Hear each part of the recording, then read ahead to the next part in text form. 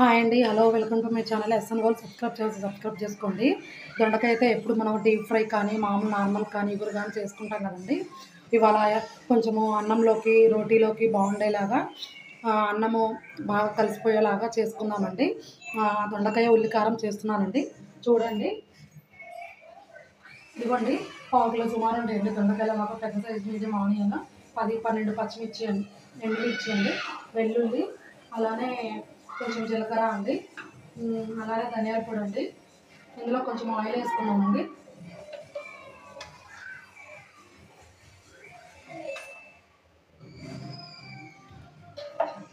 ఇదిగోండి, ఇందులో జీలకర్ర, అలాగే ధనియాలు, 10-12 ఎండుమిర్చి బాగా వేయించుకోవాలండి. వీటిని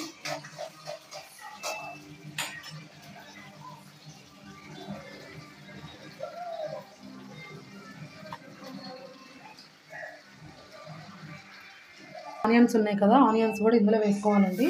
వేయించుకోవాలి కొంచెం విడిసేపు వీటిని.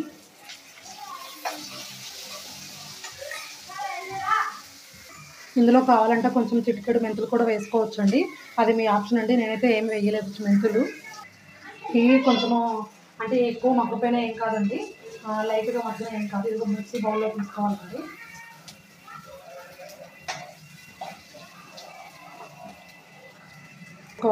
కడాయిలోకి ఇందులో ఆయిల్ వేసుకోవాలండి. దొండకాయలు మగ్గించుకోవాలి కదా.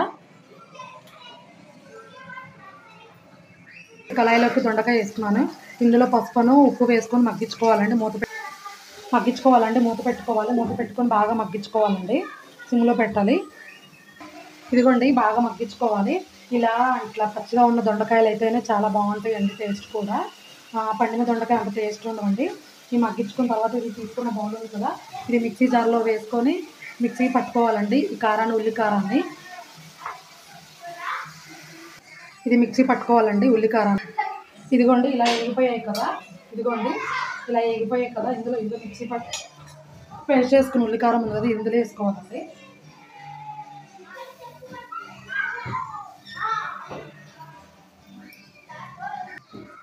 పేస్ట్ చేసుకున్నాను కదండి, ఇందులో వేసుకొని మగ్గించుకోవాలండి కాసేపు. ఇందులో కావాలంటే చింతపండు వేసుకోవచ్చండి. ఇందులో ఇదిగోండి, కొద్దిసేపు మగ్గనివ్వాలండి. నేనైతే కొంచెం ధనియాల పొడి కూడా వేసానండి ఇందులో. ఇదిగో ఇలా మగ్గించుకోవాలండి. కర్రీని బాగా ఆల్రెడీ ఉడికిపోయిందండి. టేస్ట్ బాగుందండి. కావాలంటే చింతపండు రసం వేసుకోవచ్చండి. అది మీ ఆప్షన్ అంటే కొంతమందికి ఇష్టం ఉండకపోవచ్చు. అంతేనండి, దొండపై ఉల్లికారం రెడీ అండి.